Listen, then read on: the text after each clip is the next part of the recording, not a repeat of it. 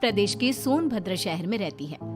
हाल ही में वो अपने बेटे श्लोक की शादी नंदिनी नाम की लड़की से करा देती है, मगर शादी के बाद अपने बेटे में आए बदलाव को वो स्वीकार नहीं कर पाती। बेटा श्लोक, आज तो ऑफिस से घर इतनी जल्दी कैसे आ गया? क्या करता माँ, नंदिनी जिद कर रही थी तो आना पड़ा। तो क्या बहू रोज ऑफिस से जल्दी आने को बोलेगी और तू आ जाएगा? ऐसी बात नहीं है माँ, दरअसल वो चाहती है कि आज हम कहीं बाहर घूमने चले, तो बस इसीलिए मैं मना नहीं कर पाया और आ गया। श्लोक की ये बातें कामना को जरा भी रास नहीं आती और वो बिना कुछ बोले अपने कमरे में चली जाती है। माँ के इस व्यवहार को देखकर श्लोक भी सोच में पड़ जाता है। ये माँ को अचानक क्या हो गया है? श्लोक सोच ही रहा होता है, तभी वहाँ नंदिनी आ जाती है। श्लोक, आप आ गए ऑफिस से? तुमने इतने प्यार से बुलाया तो कैसे नहीं आता। तो श्लोक साहब, आज हम डिनर भी बाहर ही करेंगे। अरे लेकिन माँ को भी साथ ही ले चलते हैं ना, वो होंगी तो और भी ज्यादा मजा आएगा। श्लोक और नंदिनी कामना के कमरे में जाते हैं। माँ आप तैयार हो जाइए, हम सब आज बाहर घूमने चल रहे हैं। क्या सच में तुम लोग मुझे भी अपने साथ लेकर चल रहे हो? तो और क्या, हम लोग आपके बिना कहीं जा सकते हैं भला? चलिए ना मम्मी जी, अब फटाफट से तैयार हो जाइए आप। कामना झट से तैयार होकर श्लोक और नंदिनी के साथ चल देती है। तीनों मार्केट के लिए निकल पड़ते हैं, जहाँ रास्ते में नंदिनी श्लोक का हाथ पकड़ते हुए चलती है। अपने बेटे और बहू को इस तरह साथ चलता देख कामना उन्हें टोकती है। अरे हाथों में हाथ डालकर क्यों चल रहे हो तुम दोनों? ये तुम दोनों का बेडरूम नहीं, हमारी गली है, मोहल्ला है, जहाँ लोग एक चीज देखते हैं और चार बातें बोलते हैं। अब भी ना मम्मी, नंदिनी मेरी बीवी है, अब उसका हाथ नहीं पकड़ूंगा तो फिर किसका पकड़ूंगा? और फिर लोगों के बारे में सोचना ही क्यों है? हाँ, अब मेरी बात कहाँ मानोगे तुम? बीवी जो आ गई है तुम्हारी। नहीं माँ जी, आप गलत समझ रहे हो। अरे रहने दे बेटा, जिस उम्र में तुम लोग हो ना, उस उम्र से मैं भी निकल चुकी हूँ, लेकिन मैंने तो कभी कोई ऐसी हरकत नहीं की। कामना की बातों से दोनों का दिल दुख जाता है और पूरे रास्ते वो दोनों एक दूसरे से दूरी बनाकर चलते हैं। अगले दिन, नंदिनी खाना बना के नहीं, बहुत भूख लग रही है। वैसे भी लाई 2 मिनट में। अरे जल्दी कर बहू, मेरे बेटे को ऑफिस के लिए लेट भी हो रहा है। कामना आगे कुछ बोलती, इससे पहले ही नंदिनी सभी के लिए खाना ले आती है। सॉरी, आज तुम्हें ऑफिस के लिए देर हो गई। क्या है ना, मैं आज तुम्हारी पसंद की पाव भाजी बना रही थी। आज से पहले मैंने कभी बनाई नहीं ना, इसलिए थोड़ा टाइम लग गया। पाव भाजी बनाने में तूने इतने घंटे लगा दिए। अरे मुझसे बोल दिया होता, मैं बना देती अपने बच्चे के लिए पाव भाजी। वैसे भी ना, श्लोक को सिर्फ मेरे हाथ की पाव भाजी ही पसंद है, किसी और की पाव भाजी की तरफ तो वो देखता तक नहीं। कामना की इन बातों से एक बार फिर नंदिनी निराश हो जाती है। तभी नंदिनी को दुखी देख श्लोक कहता है, माँ आप ये क्या बोले जा रही हैं? नंदिनी प्लीज जल्दी से खाना दे दो, फिर मुझे ऑफिस के लिए भी तो निकलना है। नंदिनी श्लोक और अपनी सास के लिए खाना लगाती है। नंदिनी, तुम्हारे हाथों में तो सचमुच जादू है। मैंने आज से पहले कभी इतनी स्वादिष्ट पाव भाजी नहीं खाई, है ना माँ? माँ जी, आपने तो खाया ही नहीं, जल्दी से खाकर बताइए ना कैसी लगी आपको मेरी पाव भाजी। हाँ माँ, नंदिनी ने सच में बहुत टेस्टी पाव भाजी बनाई है, एक बार खाकर तो देखिए। नहीं बेटा, मुझे भूख नहीं लग रही, बाद में खा लूंगी मैं। क्या हुआ माँ, कोई बात है क्या?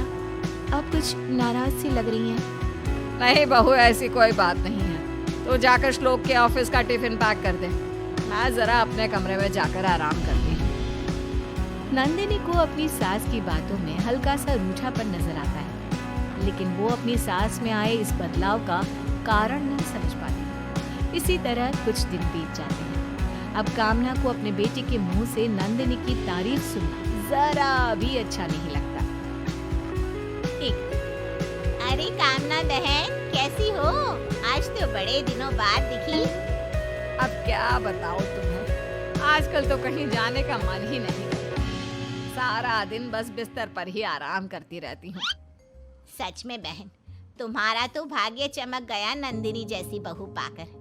और एक मेरी बहू को देख लो, बिस्तर तो छोड़ो, सोफे पर भी चैन से नहीं बैठने देती। कामना और शालिनी बात कर रहे होते हैं, तभी उधर नंदिनी भी आ जाती है। वो पीछे खड़ी होकर उनकी बातें सुनने लगती है। हाँ, इस मामले में तो मेरी बहू बहुत अच्छी है, पर क्या कोई बात है क्या? और तू इतनी दुखी क्यों लग रही है? अरे नहीं, बस ऐसे ही, कोई खास बात नहीं है।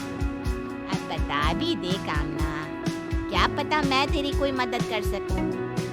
तुम्हें पता है, जब से नंदिनी मेरे घर में आई है ना, तब से श्लोक पहले जैसा नहीं रहा।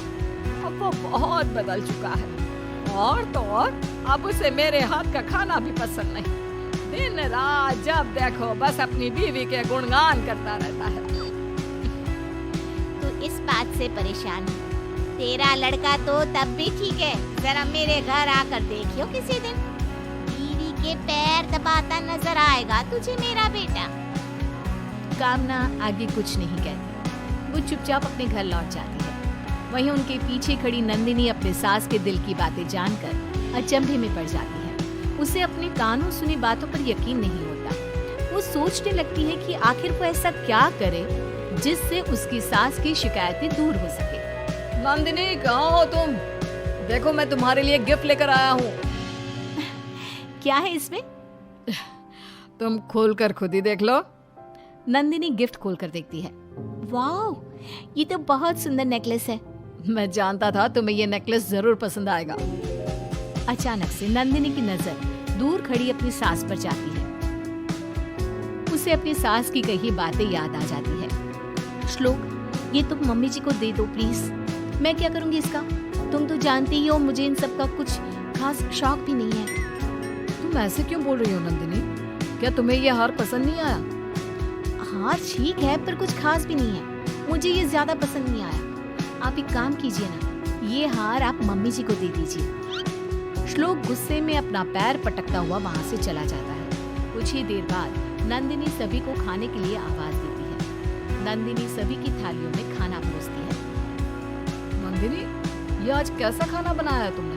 इसमें तो जरा भी स्वाद नहीं है। हाँ बहू, इसमें तो नमक मिर्च मसाले कुछ भी नहीं है।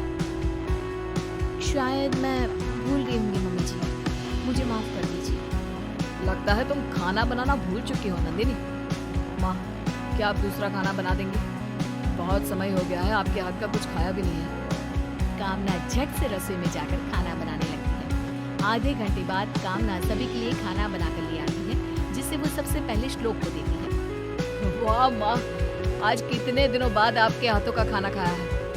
आपके हाथों में आज भी वही स्वाद है जो पहले हुआ करता था। अपने बेटे के मुंह से इतने दिनों बाद तारीफ सुनकर कामना आज बेहद खुश होती है। नंदिनी भी ये सब देखकर मन ही मन बहुत खुश होती है। खुश भी क्यों ना हो, आखिरकार उसकी मेहनत रंग जो ला रही है। अगले दिन, माँ, आज भी प्लीज आप ही खाना बना दीजिए।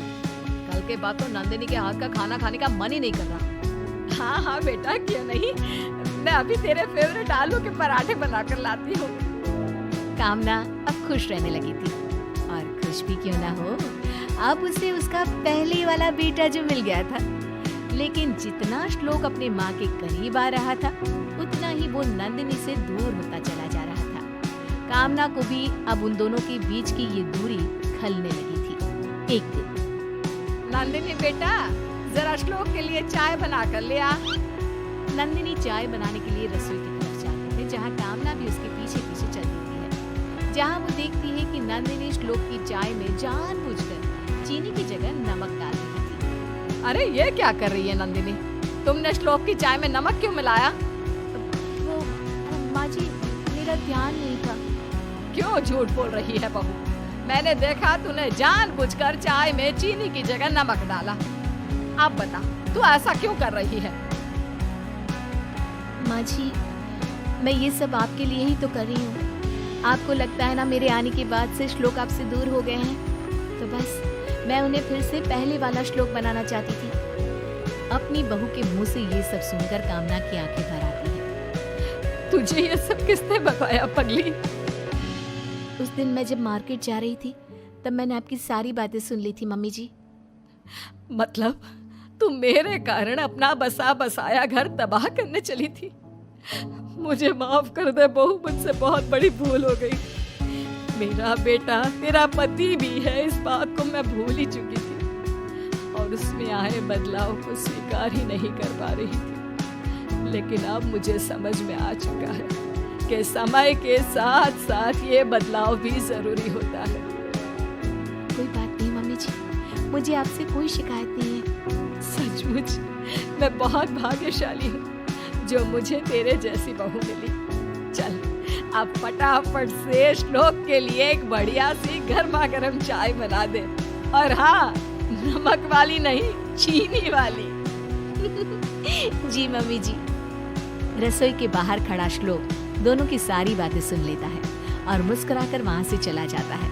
अब कामना जी को दोनों से कोई शिकायत नहीं होती और तीनों खुशी खुशी साथ